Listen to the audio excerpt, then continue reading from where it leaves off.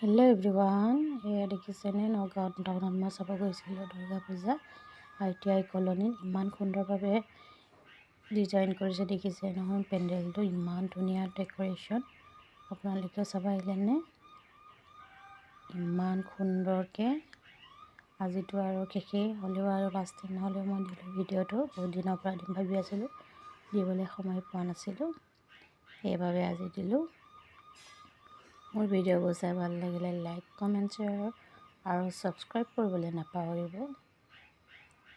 এই দেখিছেনে বাহিৰৰ দৃশ্যটো দেখাইছোঁ আপোনালোকক, ইমান সুন্দৰ।